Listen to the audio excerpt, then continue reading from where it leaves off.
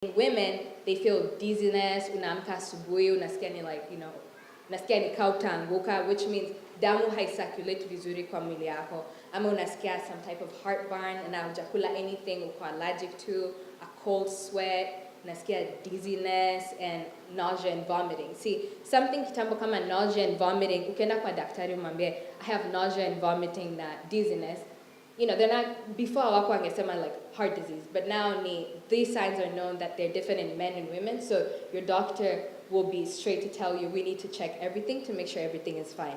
Which leads to my next point, it is also important to go see your doctor, because kitu kama hii si something you can just see physically, it's something that mtu ako trained and I need kuangalia mwili yako akwambie, ai, kuna kitu iko wrong hapo,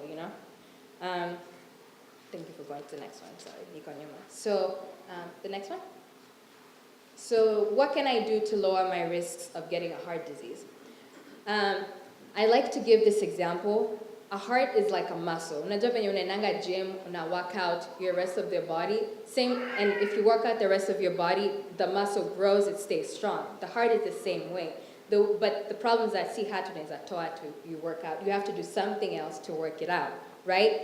The best way to work out your heart is doing cardio. Now, before, ukisema cardio, watu wanadhani ni kukimbia non-stop. No, cardio is anything that increases your heart rate. So, hati yako inaweza kubeat faster, which means your muscle inakuwa stronger and stronger. Unaweza fanya jogging, just walk a little faster. Unaweza enda swimming. Unaweza ride a bike. Ama, kama ni mtu unafanyanga kazi kwa office, there's kama machine unaweza nunua tu, ukwe unapeleka miguu. Kama umekaa tu hapo unakaendesha. Something to just get hati yako in a bit a little faster. That's some type of cardio. Also, you need to control your blood pressure, which can be done by controlling the amount of cholesterol una put into mwili yako. So, ni nini unakula? Watch out usikuwe na diet high in fat, because your fat again in a build up and it's very hard to take it out. So, manage your diet, exercise a lot, and also go see your doctor. Enda kwa hospitali. Usingoje kusikia discomfort, because most people when they get a heart attack, kama mnajua ni mtu tu anaangukanga and then all of a sudden ako cardiac arrest. Si kitu unazoona, but kama unaenda regular check-up, ni kitu daktari yako atakwambia na hati yako inakaa iko kubwa ama pressure yako iko high, they just start seeing these signs early and it stops you from getting to that moment of getting a heart attack. So go see your doctor and exercise. And that is my presentation.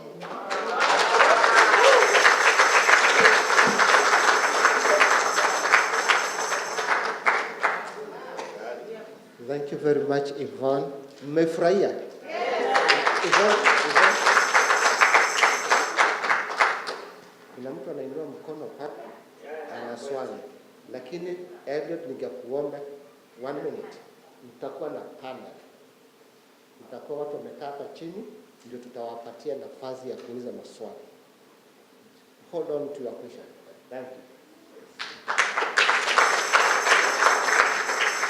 Tunaendelea vizuri? Asante. Can I have my panel, please?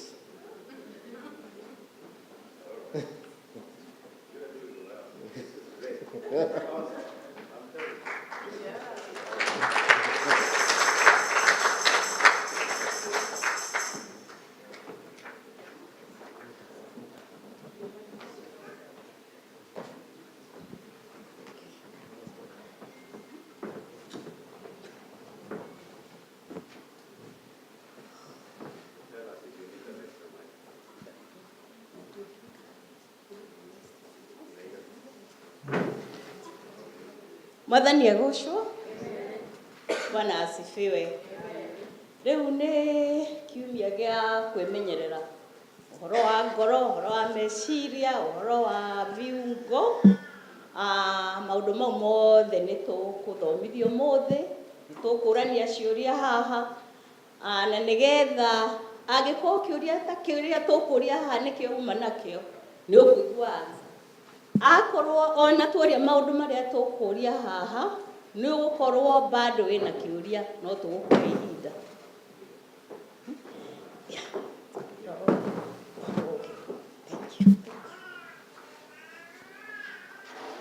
And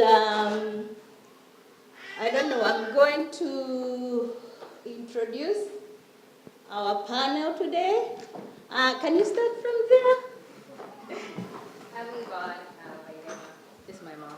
Yvonne, Kamau, Frida Mary Kiriakou, Rose Bode. Alice Nganga, Betty Moya. Judah Maura. Na niene jina langu ni Gladys na ndio nitakuwa nikiuliza mashujaa hawa maswali. Tumesomeshwa juu ya heart na kuna mambo ingine ya mental health juu ya akili. Unajua, especially the young people these days, wanakuwa na problems, pengine hawaongei na inaleta shida. So, Yvonne, unaweza kutueleza what does it mean? What is mental health? So, mental health is quite aware of not just your physical like structures, it's also what is going on inside, like how you feeling. To just being aware of like, saa zingine una realize like, unasikia, watu wengine wanasikia kusema, I'm so stressed out all the time. Na, haitakiwi very seriously, but as tunaona with things that are happening, it's something that's really need to be talked about. Na watu wasikwe, like, sikuwe na stigma because nilikuwa naongea na mamangu na Kenya tunasemanga ni agurukire or like, you know, why ali lose, but in the real sense, they actually have a mental illness that needs to be treated. So mental illness is anything in the brain and anything that's going on inside there. Umesikia hayo? Yaani mtu akionekana pengine amejikuja hana raha, watu wengine wanampatia majina. Na pengine huko ndani anaumia sana. Asante sana. Unaweza kutuambia kwa community ni nini tunaweza fanya kusaidia hawa watu tumeona hawana raha, hawana akili, ni kama amelemewa kidogo? I think it's very important to talk to people and now approach mtu na umwambie, this is a safe space. You can tell me what's going on. You know, just kuuliza mtu kitu as simple as, you know, siku hizi inakaa ni kama uongei sana, everything is okay. Ama, you know, maybe mtu go through, for example, like young people in school, vitu haziendi vizuri, haujui tuongea na nani. Just send a friend a text, hey, is everything okay? You know, do you want to get dinner? Just to make it okay for people to talk, because it's in the process of watu kuongea that utasikia mtu amesema kitu like, haufai kukua unasema hivyo, and that's your place to call for help and, you know, get them the assistance that they need. Asante sana. Na la mwisho, unajua kuna wazazi, their parents who really push their young ones wawe excellent.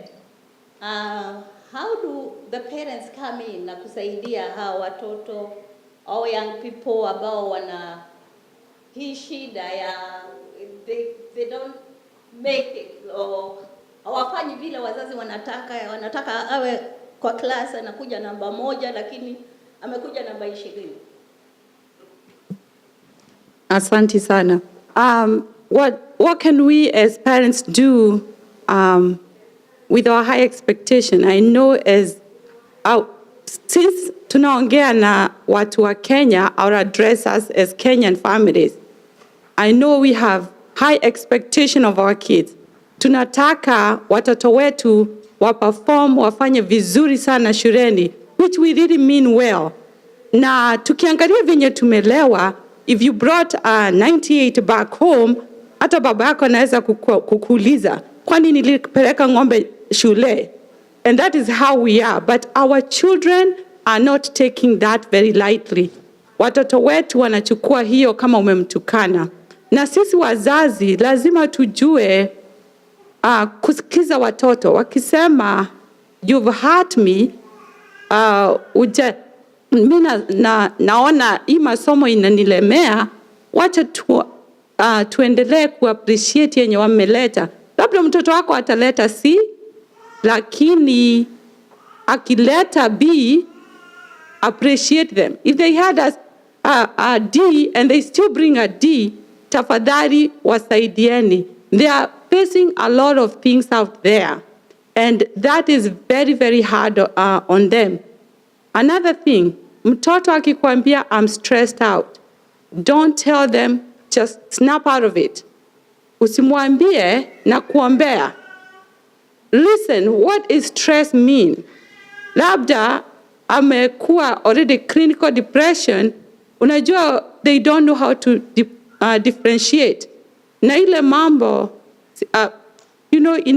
ile mambo sisi tunaona kama sio kitu kikubwa, wao kama watoto bado wanakuwa. Depression kwa watu wadogo, youth and the college student, hawajakuwa akili ikakamilika. So their frontal lobe, which is supposed to be rational thinking, haijakuwa. Bado hao watoto wako emotionally thinking. So kama wewe unaona hiyo kitu ni kidogo, anakuambia, mom, or dad, my world is ending. And they mean that. Their world is ending. So let us take it very serious so that we take out the stigma ya ukisikia mtoto anasema I'm stressed, get to know better.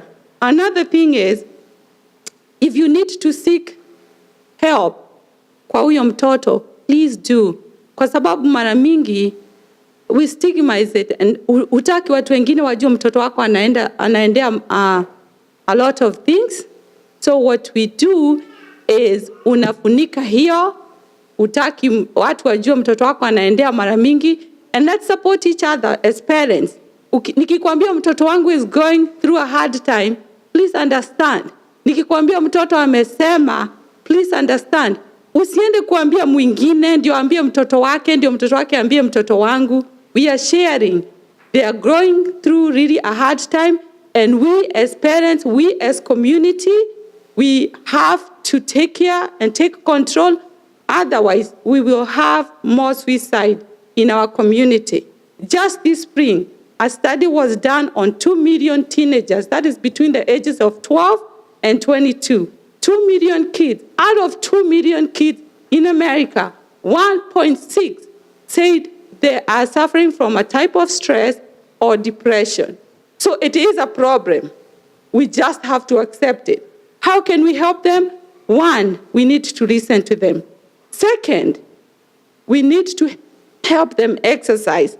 Remember, tulikuwa tunaenda, unatumwa dukani kuendea kiberiti, unafika nyumbani, unaambiwa urudie sukari, unafika nyumbani, mama anakuambia alikuwa amesahau majani, and you have to go. Now, hapa watoto wamekaa chini, they are not exercising. And you know how our brain is made, ni kwamba, I don't like exercise. Because your brain is want to do things in a purpose. So exercise, if you're telling me just to walk, to go nowhere, to exercise, my brain doesn't want to do that. So we have to join our kids. As we get our health better, we get their health better. It is a study that if you walk with your child 3 times a week, if you can, 3 times a week, brisk walking, it's like you're jogging, mkienda mahali, it is like an antidepressant on a low dose that will be effective. So let's listen to our children. Let's stop dismissing them, and let's support them and support each other. And we will help with the number of suicide that really are getting larger and larger in our Kenyan community. Thank you.